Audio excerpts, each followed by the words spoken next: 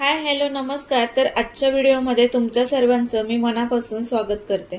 आजच्या व्हिडिओमध्ये आपण पाहणार आहोत बेडवरच्या गादीचा घाण वास, तेलकट डाग आणि ज्या घरी लहान मुलं असतात त्या घरी बेडवरती शी सूचे डाग तर असतातच। आपण कितीही काळजी घेतली तरी लहान बाळ गादीवरती शी किंवा सू करतच।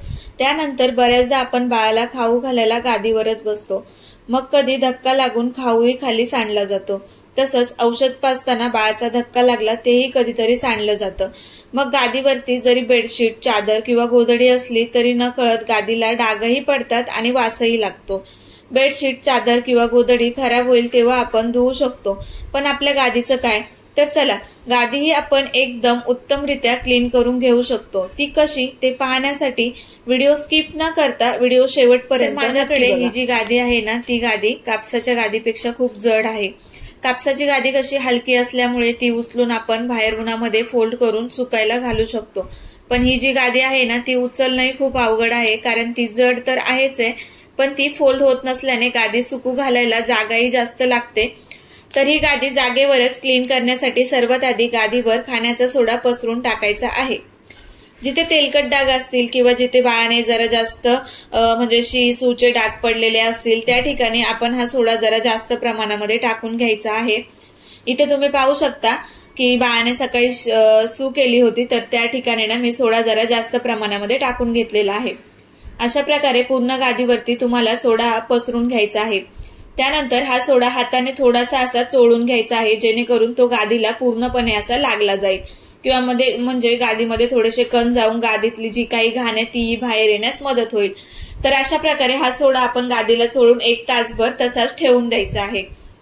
आता इथे तुम्ही पाहू शकता 1 तासानंतर आपल्याकडे जो आपला कपडे धुण्याचा ब्रश असतो त्या ब्रशने हा सोडा पूर्ण असा एका जागेवरती गोळा करून घ्यायचा आहे। ही जी पद्धत आहे ना, ही पद्धत खूप छान आहे, कारण आपण समजा हाताने जर हा सोडा गोळा करायला गेलो किंवा एखाद्या कापडाने जर गोळा करायला गेलो ना, तर हा सोडा पूर्ण असा गोळा होत नाही। तर त्यासाठी ना आपण ह्या ब्रशचा म्हणजे वापर करायचा आहे, कारण काय होतं, ब्रशने जे काही कानाकोपऱ्यामध्ये थोडंसं जे काही सोडा म्हणजे अडकलेला असतो किंवा दुसरीही काही घाण असते ना, ती घाण एकदम छान प्रकारे निघायला मदत होते।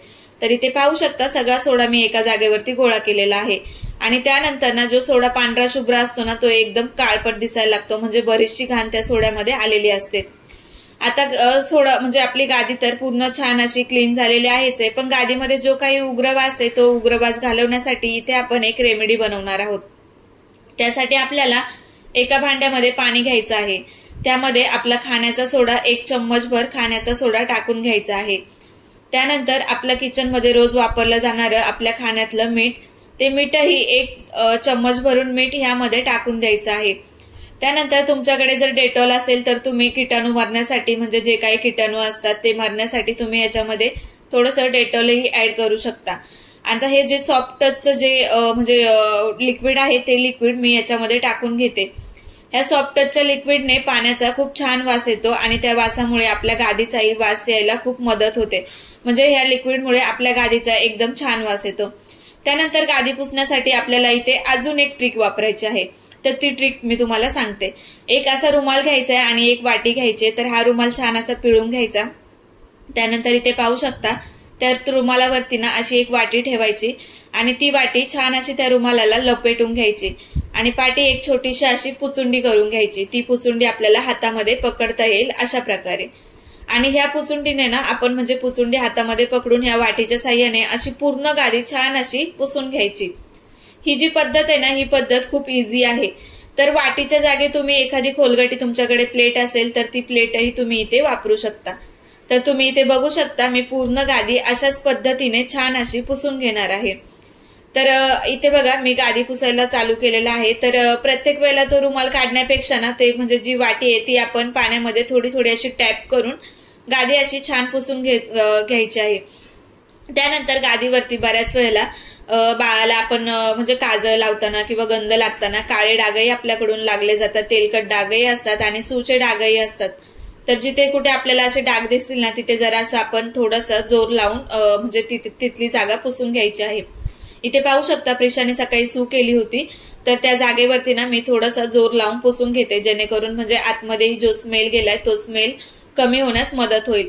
तर अशा प्रकारे अशा वाटी म्हणजे अशी वाटी आणि त्याला रुमाल बांधून ना आपण पूर्ण गादी अशी छान प्रकारे पुसून घ्यायची आहे।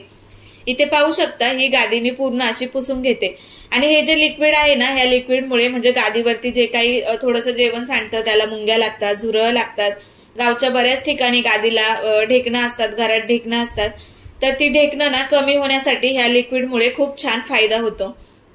तर तुम्ही हे नक्कीच वापरू शकता।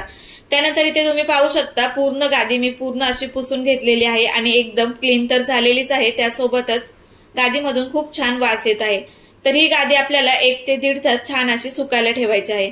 आता तुम्हाला माहितच असेल मुंबईच्या ठिकाणी एवढी मोठी गादी सुकवायचं म्हटल्यावरती तेवढी जागाही नसते आणि ही गादी जड असल्या कारणाने मी ही उचलून बाहेर कुठे ठेवूही शकत नाही। तर ही गादी जागच्या जागेवरच कशी सुकवायची तेही मी तुम्हाला सांगते। तर इथे पाहू शकता गादी एकदम क्लीन झालेली आहे। तर ही गादी सुकवण्यासाठी मी फॅन लावून 1 ते 1.5 तास तसंच ठेवणार आहे। गादी एकदम छानरित्या सुकून द्यायची। तर कधी कधी काय होतं, गादी आपल्याला वरतून अशी दिसते की सुकलेली आहे पण आतमध्ये थोडीशी वल्ली राहू शकते, त्याच्यामुळे 1 तासाच्या ऐवजी तुम्ही 1.5 तास ही गादी सुकून घेऊ शकता। तर 1.5 तासानंतर ही गादी छान प्रकारे अशी सुकून तयार झालेली आहे। त्यानंतर मी गादीवरती गोधडी अंथरून घेते। तर तुम्ही गादीवरती जे काही बेडशीट आहे, चादर आहे, गोधडी आहे, तुम्ही छान असं गादीवरती अंथरून घ्यायचं आहे। तर अशा प्रकारे ज्यांच्या घरी लहान बाळ असतील किंवा मग इतरही म्हणजे आपण सगळेच जण गादीवरती कधीतरी खायला बसतो, म्हणजे काहीतरी खाऊ घेऊन बसतो, तो सांडला जातो, तेलकट डाग पडतात, काहीतरी काळपट डाग पडतात, तर तुम्ही सर्वांनीच ही जी रेमेडी आहे ती रेमेडी नक्कीच यूज करू शकता।